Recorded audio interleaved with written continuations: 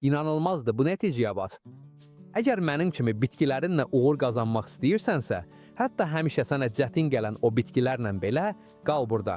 Çünki bu gün sənə indiyə qədər bildiyin bütün sərhədləri asan bir usul öyrədəcəm. Ona görə diqqətli ol, qeydlər apar və hər hansı sualın olsa səhvlərdə sorur. Başlayırıq, indi isə həqiqətən başlayıq. İlk olaraq görəcəyik ki, hansı materiallara ehtiyacımız olacaq. Və sənə əvvəlcədən bilsəydim, burada nə qəribə, nə bahalı, nə də çətin bir şey yoxdur. Bunların hamısını asanlıqla tapa bilərsən. Bizə lazım olacaq quru soyud yarpaqları, 2 çay qaşığı. Bunu istənilən bitki mağazasında, təbii məhsullar dükanında və ya sadəcə internetdən ala bilərsən. Yarım litr su və solan. Agar-agar çox vacibdir ki, neytral agar-agar olsun, rəngsiz və qatqısız. Çox asan tapılır, çox ucuzdur və gələcəkdə bir çox kökləndirmə ucuna isinə yarayacaq. 2 qapaqlı Susebank, həmçinin toz darçin bu kanalın klassikasıdır. Bir ciləyci və əlbəttə ki, bir limon stəngi və bir avokado stəngi. Bunlar mən bir steng ucun köp salmaq üçün lazım olan hər şeyi bir araya gətirən bir mühit yaradacağıq. İndi isə bu sistemin əsasını hazırlamağa başlayırıq. Soyud yarpaqlarının dəmləməsi. Bir qazanda 500 ml su qoyuruq və suyu qaynamağa gətiririk. Su qaynamağa başlayanda 2 çay qaşığı soyud yarpağı əlavə edirik. Ocağı söndürürük və yarpaqların sakitcə dəmlənməsinə imkan veririk. Bu addım çox vacibdir. Çünki soyud təbii auksinlər ehtiva edir. Bunlarsa koksalmada birbaşa iştirak edən hormonlardır. Dəmləmə hazır olduqdan sonra onu yaxşıca suzuruq. Təmiz bir maye istəyirik, içində bitki qalıqları və ya hissəciklər olmamalıdır. Üstəlik, suyu qaynadaraq mühiti korlaya biləcək istənilən göbələk və ya uzvi maddəni aradan qaldırmış oluruq. Artıq süzülmüş soyud dəmləməmiz hazır olduqda onu yenidən qazanın içinə tökürük. Və indi diqqət edin, çünki məhz burada bir çox insan səhv edir. Biz 100 ml dəmləmə üçün yalnız 1 çay qaşığı agar-agar əlavə edəcəyik. Bir dənə və salam. Bu yemək qaşığı deyil, 2 qaşıq deyil və daha çox miqdara ehtiyac yoxdur. Bu nisbətlə köklərin inkişafı üçün mükəmməl qatılıq əldə edirik. Agar-agar çox güclüdür, çox bərəkətlidir və tapmaq da çox asandır. Onu istənilən bitki aptekində və ya sadə bir internet axtarışı ilə tapa bilərsiniz. Üstəlik, ucuzdur və uzun müddət ərzində bir çox çoxaltma üçün işinizə yarayacaq. Agar-agar əlavə etdikdən sonra yaxşıca qarışdırırıq və qazanı ocağa qoyuruq. Qaynamağa başlayanda dəqiq 2 dəqiqə sayırıq və bu müddət ərzində qarışdırmağı dayandırmırıq. Mayenin necə dəyişdiyini hiss edəcəksən. Maye daha qatı, daha bərabər olur və o 2 dəqiqə keçdikdən sonra ocağın üstündən götürürük. İndi məzmunu susa bankalara toxuruq.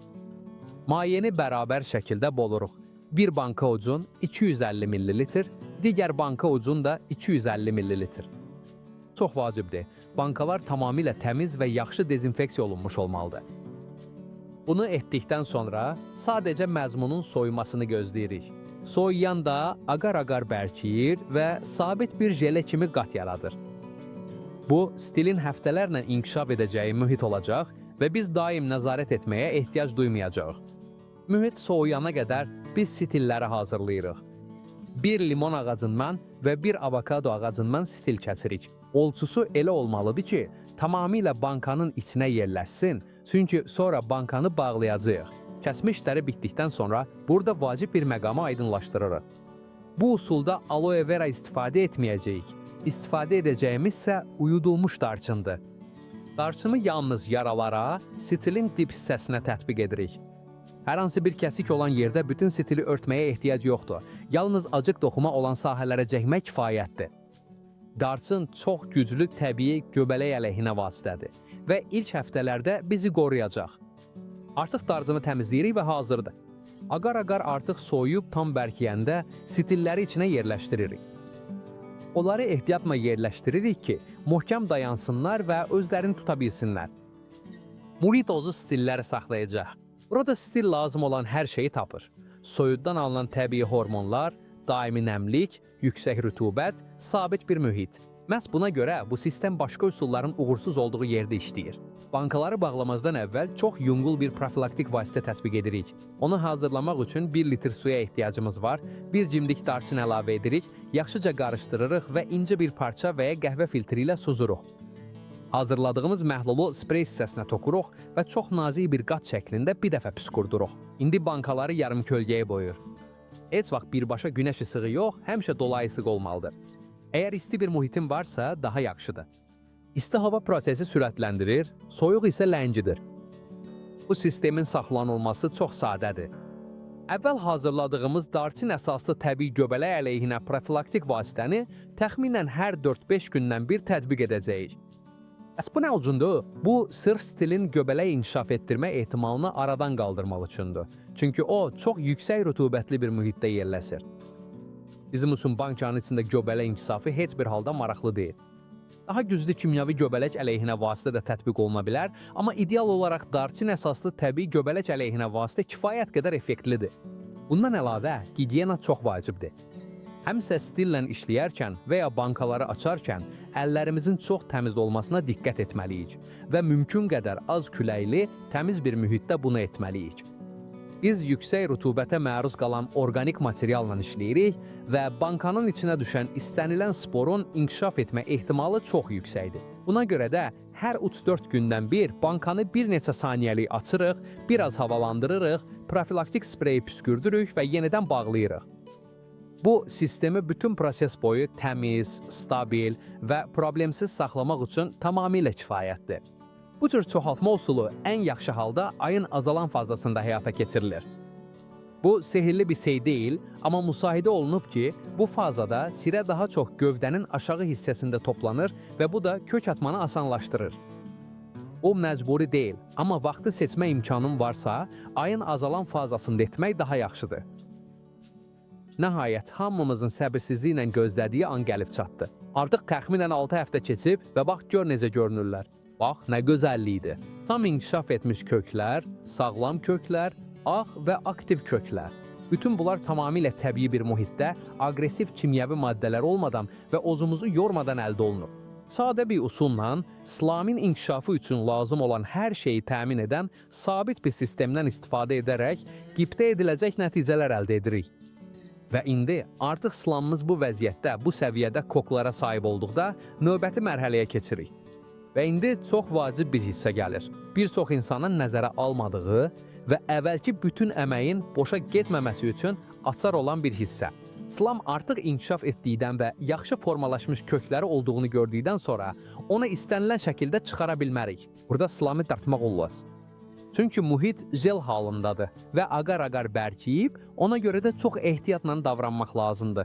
İlk edəcəyimiz isə incə bir bıcaqdan istifadə edib bankanın içini tam dairəvi şəkildə kəsmək olacaq. Jelatini su hissənin divarlarından yavaş-yavaş, tələsmədən ayırırıq. Bu, aqar-aqar blokunu köklərə birbaşa zərər vermədən çıxarmağa imkan verəcək. Slamı artıq bankadan çıxardıqdan sonra onu birbaşa dibzəyə köçürə bilərik. Adi universal substratdan istifadə edirik. Xüsusi bir substrata ehtiyac yoxdur. Salamı yerləşdiririk və ehtiyatla torpağı doldururuq. Sadəcə substratı oturtmaq üçün yüngül bir suvarma edirik. Heç bir halda torpağı suya qərq etməyin. İndi isə çox vacib bir hissə gəlir. Yerləşdirmə. Bu slam xarici mühitin rütubətinə öyrəşməyib. Çünki o, bankanın içində qapalı mikroiqlimdə boyuyub. Buna görə də onu birbaşa günəş şüasına qoymaq olmaz.